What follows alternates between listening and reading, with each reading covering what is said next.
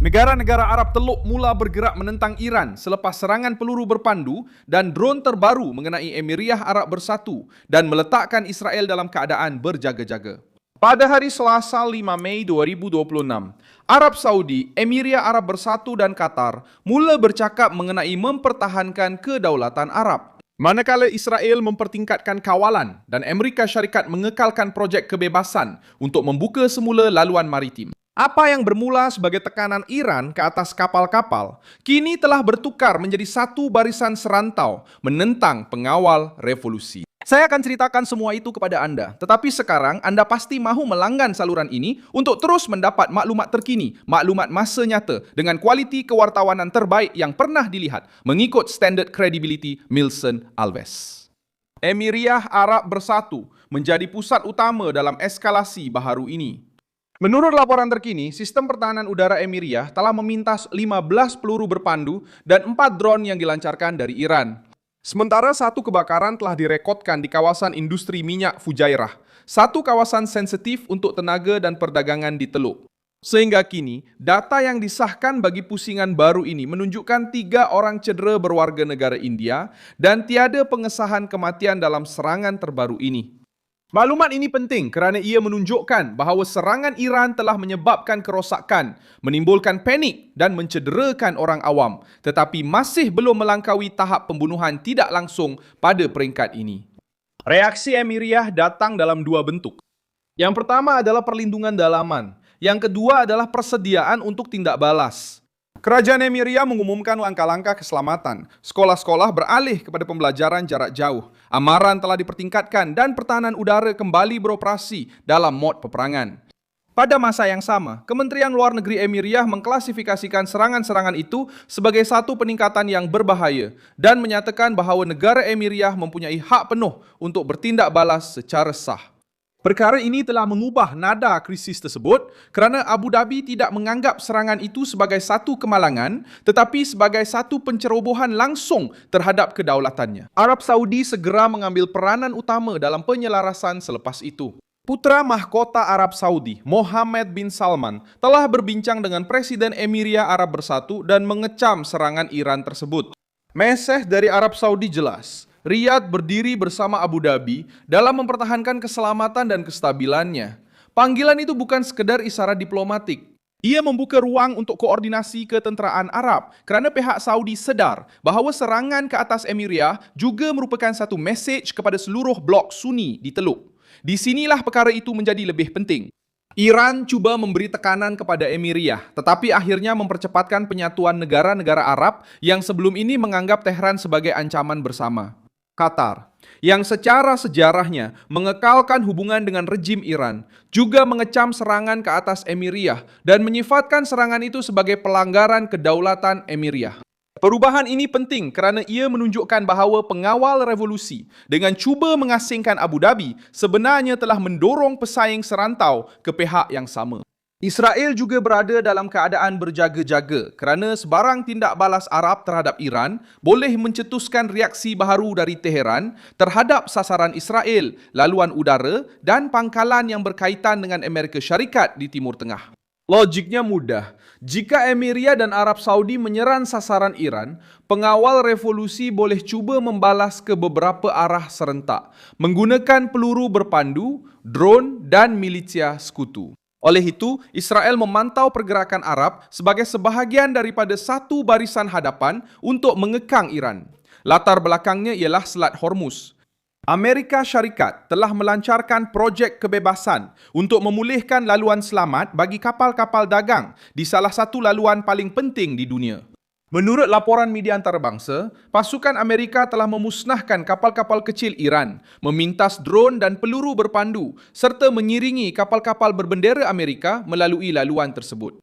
Bagi Washington, operasi ini bertujuan untuk mematahkan ugutan maritim oleh Iran. Bagi Teheran, ia mewakili kehilangan kawalan ke atas alat utama tekanan terhadap dunia. Itulah sebabnya pengawal revolusi kembali bertindak secara agresif. Sekatan ke atas pelabuhan Iran, kehadiran tentera laut Amerika dan tekanan ekonomi meninggalkan rejim dengan sedikit pilihan. Sama ada bersetuju untuk berunding dalam keadaan lemah, menanggung tekanan dalaman, atau cuba menyeret rantau ini ke dalam perang yang lebih besar.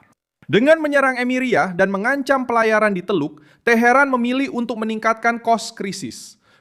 Namun, pilihan ini mungkin telah menghasilkan kesan sebaliknya. Bukannya memecah belahkan para pesaing, ia telah menyatukan monarki Arab untuk kemungkinan tindak balas. Soalannya sekarang ialah, apa yang negara-negara Arab lakukan dalam beberapa jam terakhir?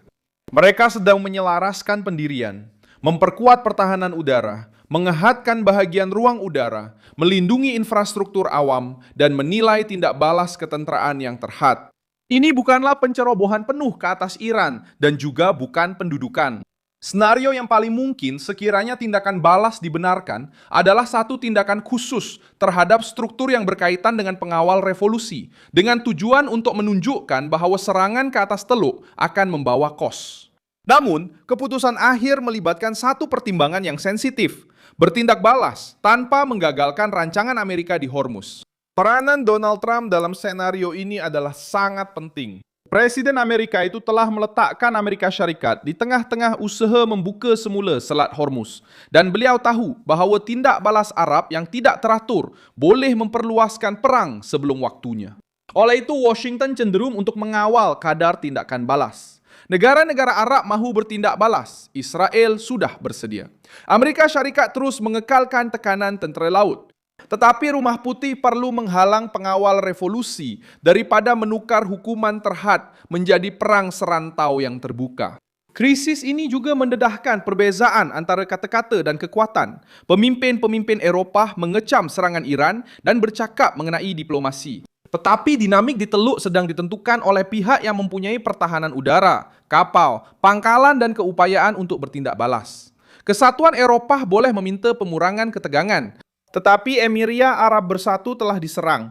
Arab Saudi berdiri di sisi mereka. Qatar mengecam Teheran. Israel berada dalam keadaan berjaga-jaga dan Amerika Syarikat sudah beroperasi di laut. Di lapangan sebenar krisis. Kenyataan tidak mampu menghentikan drone. Amaran yang dihantar oleh Amerika Syarikat kepada warganya di Emiriyah Arab Bersatu menguatkan lagi betapa seriusnya situasi ketika ini. Kedutaan Amerika menasihatkan warganya supaya menjauhkan diri dari tingkap dan pintu kaca sekiranya berlaku serangan udara, memastikan dokumen sentiasa mudah dicapai, telefon bimbit sentiasa dicas, dan bekalan asas mencukupi untuk perlindungan jangka panjang. Arahan seperti ini bukanlah perkara biasa.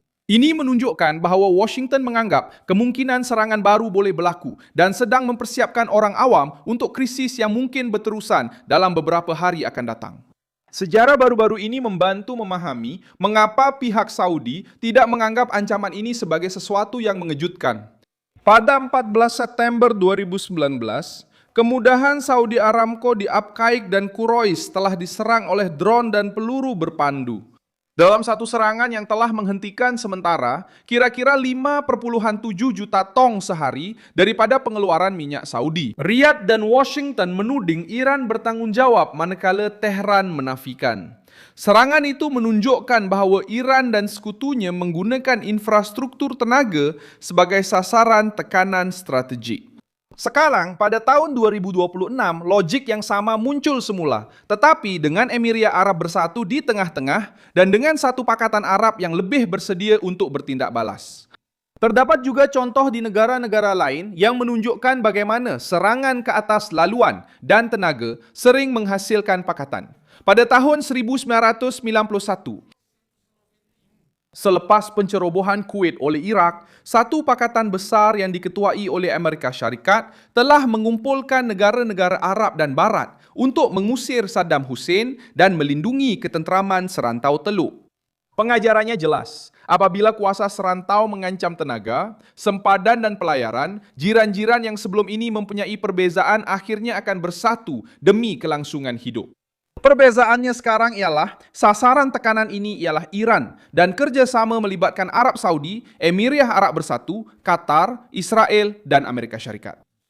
Perjanjian Abraham juga membantu menjelaskan amaran dari Israel.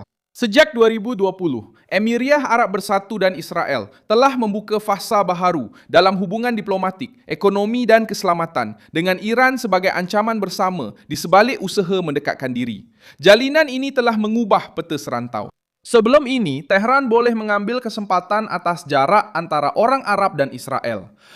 Kini, setiap serangan terhadap Emiriyah mendorong Israel untuk lebih rapat dalam mempertahankan Teluk. Dan setiap ancaman terhadap Israel menguatkan lagi perkiraan orang Arab bahwa pengawal revolusi adalah masalah serantau, bukan hanya masalah Israel. Perkara yang paling serius ialah serangan Iran berlaku ketika gencatan senjata yang rapuh sedang berlangsung. Ini memberi isyarat yang buruk kepada sebarang cubaan rundingan. Jika Tehran menerima jeda secara terbuka, tetapi membenarkan pengawal revolusi melancarkan drone dan peluru berpandu ke atas jiran-jiran, orang Arab akan melihat diplomasi sebagai dalih untuk pencerobohan. Itulah sebabnya mereka tergesa-gesa. Abu Dhabi tidak mahu kelihatan terdedah. Riyadh tidak mahu melihat Iran menentukan rentak di Teluk. Doha tidak mahu terasing ketika rantau ini bersatu menentang Tehran. Dan Israel tidak mahu terkejut jika rejim Iran memutuskan untuk membuka satu lagi medan. Sekarang, apa yang berlaku seterusnya bergantung kepada 3 keputusan. Yang pertama adalah dari Emiriyah dan Arab Saudi, yang perlu menentukan sama ada tindak balas itu akan bersifat simbolik atau lebih tegas. Yang kedua adalah dari Amerika Syarikat, yang boleh membenarkan tindakan balas yang terkawal atau meminta negara-negara Arab supaya menahan diri sementara projek kebebasan terus mengekang keupayaan Iran untuk mengawal Selat Hormuz. Yang ketiga adalah dari Iran sendiri, yang boleh berundur untuk mengelakkan pakatan yang lebih besar atau bertegas melakukan serangan bagi cuba mencetuskan perang terbuka. Rejim Iran nampaknya bertaruh pada kekacauan sebagai alat untuk terus bertahan. Dengan menyerang kapal, mengancam Selat Hormuz dan melancarkan drone ke atas Emiriyah, mereka cuba menunjukkan kekuatan, tetapi tindak balas serantau menunjukkan perkara yang berbeza. Pengawal revolusi sedang mewujudkan kepungan politik dan ketenteraan terhadap dirinya sendiri. Arab Saudi, Emiriyah Arab Bersatu, dan Qatar kini tidak lagi bercakap hanya sebagai kerajaan yang bimbang. Mereka bercakap sebagai negara yang terancam. Israel memerhati dalam keadaan bersiap sedia. Amerika Syarikat terus mengoperasikan kapal, jet pejuang, dan sistem pertahanan. Akhirnya, Iran cuba mencabar rantau ini, tetapi akhirnya telah mendorong negara-negara Arab ke arah kemungkinan tindak balas bersama. Rantau ini tidak lagi bergantung pada diplomasi semata-mata dan mula bersiap untuk menggunakan kekuatan. Saya Milson Alves, seorang pakar antarabangsa, dan tujuan saya adalah untuk memastikan Anda sentiasa mendapat maklumat yang benar setiap hari. Pautan berita ada di dalam deskripsi video. Sila tekan butang suka pada video ini, langgan saluran, dan di akhir nanti, lihatlah ruangan komen supaya anda lebih terlibat dengan komuniti Milson Alves.